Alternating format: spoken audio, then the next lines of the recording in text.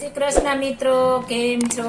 મજામાં ને? આજે આપણે બનાવીશું ટ્રેડિશનલ રીતના આપણે મરચાનો સંભારો.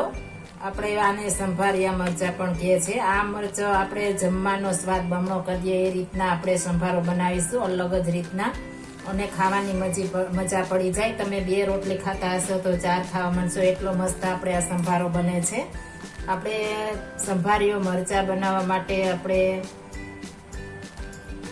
5-6 મરચા આપણે લીધા છે. આપણે મોડા મીડિયમ તીખા આવે છે તે લીધા છે. જો તમે તીખું વધારે ખાતા હો તો તીખા લેવાના છે. આપણે લાંબા આવે છે તે. મારા ઘરમાં તીખું ઓછું ખાય છે એટલે મેં મોડા લીધા છે. આપણે ચણાનો લોટ 1 ચમચી, 1 ચમચી તલ, 1 ચમચી આપણે વરિયાળી અને 1 ચમચી આપણે માંડવીનો ભૂકો લીધો છે. મરચાને પેલા આપણે સુધારી લેવાના છે. આ રીતના ગોળ ચકરી કરવાની છે. આપણે આ રીતના આપણે સુધારીને બધા બીયા કાઢી નાખીશું. જો તમે તીખું વધારે ખાતા હો તો બી રાખી શકો છો.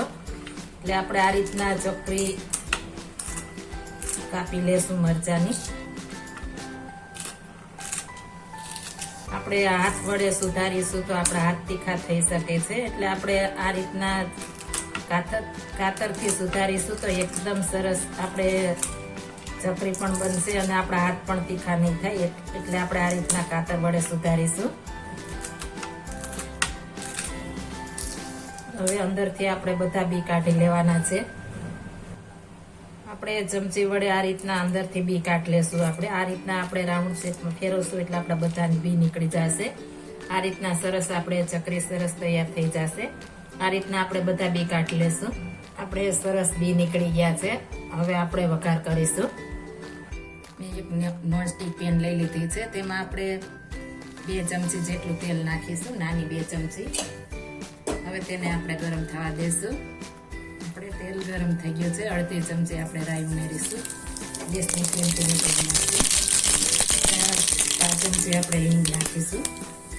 હિંગ નાખવાથી એકદમ મસ્ત આપણે સંભાર બને છે. એટલે આપણે હિંગ નાખીશું થોડી.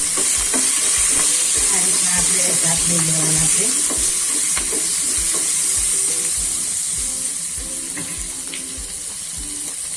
થોડી વાર આપણે ઢાંકીને રહેવા દેશું 1 મિનિટ માટે ધીમા ગેસ ઉપર. આપણે 1 મિનિટ થઈ ગઈ છે. આપણે તપાસી લેશું. એકદમ સરસ આપણે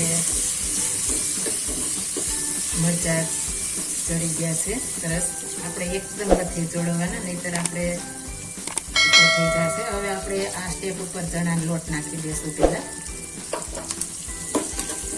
પેલા મિક્સ કરી દઈશું. આપણે ચણાનો લોટ થોડી વાર શેકાવા દેવાનો છે એટલે કાચળની સ્મેલ ન આવે. આ રીતે થોડી વાર શેકાવા દેશું. હવે આપણો લોટ શેકાઈ ગયો છે. તેમાં આપણે વરિયાળી,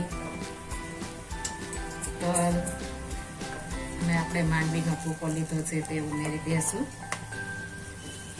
આ બધું સરસ આપણે મિક્સ કરી દેવાનું છે. હવે તેમાં મસાલા કરી દઈશું. લાલ મરચું પાવડર, હળદર પાવડર, સ્વાદ પ્રમાણે નિમક. આપણે નિમક થોડું નાખવાનું છે. આપણે સંચળ ઉમેરવાનું છે. એટલે આ રીતના આપણે બધું સરસ મિક્સ કરી દઈશું. અને હવે આપણે એમાં થોડો એવો આપણે પાણીનો છાંટો નાખીશું એટલે બધા મસાલા મિક્સ થઈ જાય. હવે આપણે જો તમે તીખું વધારે ખાતા હો તો ખાંડ ન નાખતા. મારા ઘરમાં ખાંડવાળો ખાય છે એટલે થોડીક આપણે ખાંડ ઉમેરીશું. હવે આપણે સંચળ પાવડર ઉમેરી દઈશું અને આપણે લીંબુનો રસ ઉમેરીશું.